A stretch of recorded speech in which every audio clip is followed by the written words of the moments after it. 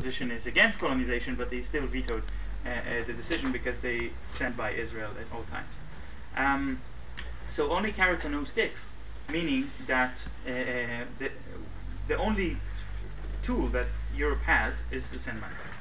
And aid can come in two forms. It can be either humanitarian aid or development aid. Development in order to improve the economy, create jobs and sources of income, or humanitarian aid, which is more addressing immediate emergencies, giving people food and shelter and medicine just to prevent a humanitarian catastrophe. Donors obviously prefer development aid. It's better to give someone a fishing rod than to give them a fish, for obvious reasons. So between 1994 and 2000, they've given a total amount of projects of development aid, not just Europe. Europe was the biggest donor, but not the only donor, worth $7 billion over 7 years. And the aid failed. It failed, and in the length of these 7 years, standard of living for Palestinians dropped, poverty increased, unemployment increased. So the question is, what happened to this money?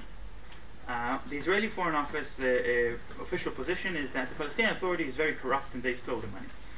The problem with this argument, notwithstanding the levels of corruption in the Palestinian Authority, which is something a separate topic, is that actually these $7 billion never passed through the Palestinian Authority to begin with. They were not allowed to touch it.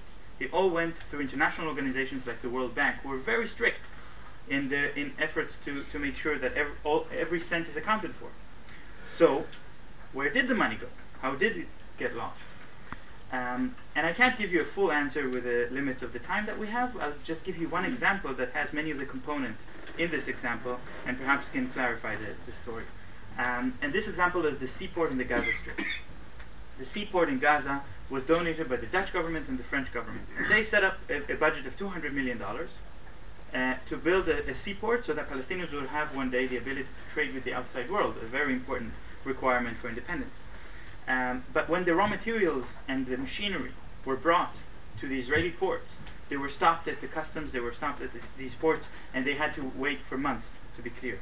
And during these months, they had to pay storage fees to the Israeli ports out of this budget. When they were finally released, they had to be loaded on Israeli trucks because only Israeli trucks are allowed to carry these products around.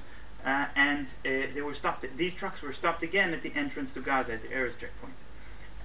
Now, they were stopped for weeks at a time, but, during which they had to pay storage fees at the checkpoint, as well as the salary of the drivers of the trucks while they were waiting to be allowed through the checkpoint.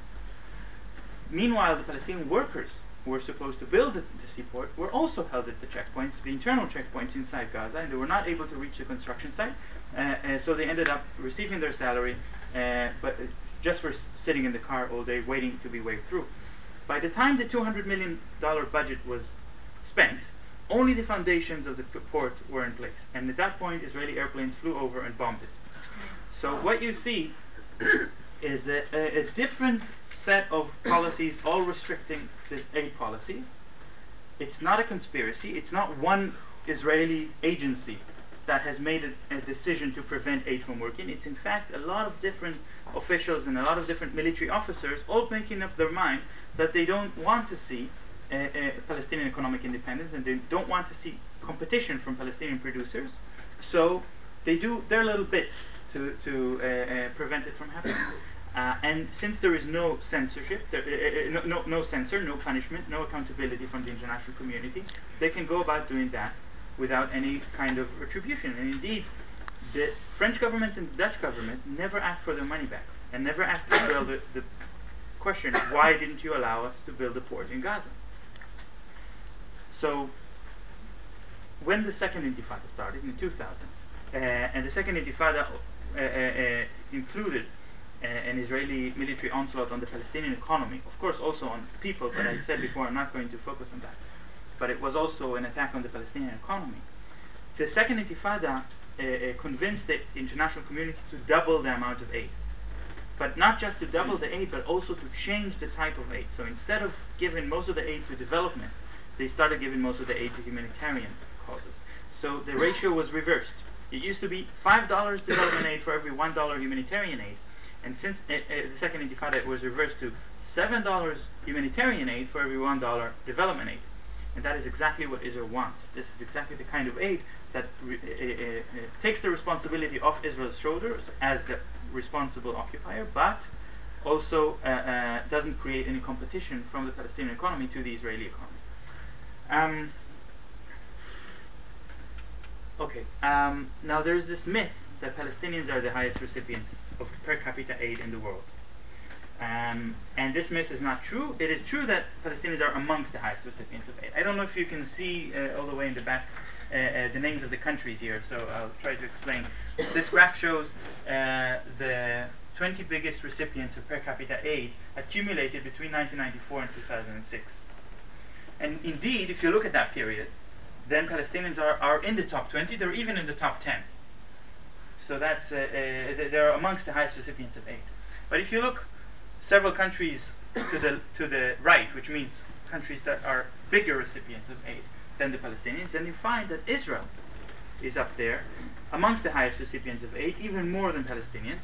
Actually, the only 4 countries that receive more per capita aid than Israel in that period of time are Micronesia, Marshall Islands, French Polynesia, and New Caledonia. Very small countries with very small populations.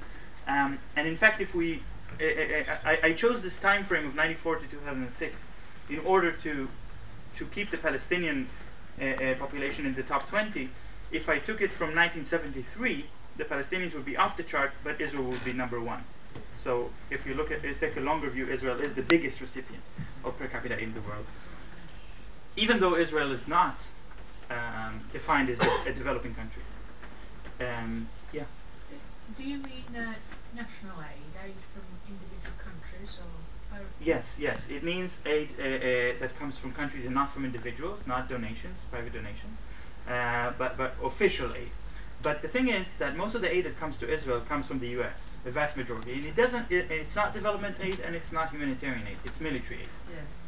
Yeah. While the U.S. presents itself as the mediator between the Palestinians and the Israelis, or the intermediary supporting the peace process, in fact, they are giving weapons to the aggressor.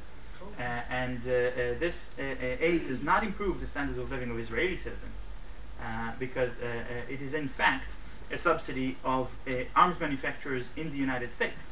And I will get back to that point. Excuse me. Yeah?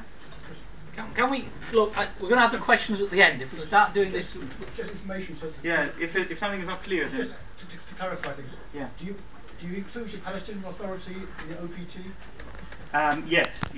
This is the Palestinian Authority is known as the budget support part of the aid, which is also not in the humanitarian and not development, but it is quite small compared to the amount of aid that is managed through NGOs and other But you institutions. include the PA as occupied Palestine. You include Palestinian Authority. Yes. Okay. Now I want to explain how Israel actually profits from the aid.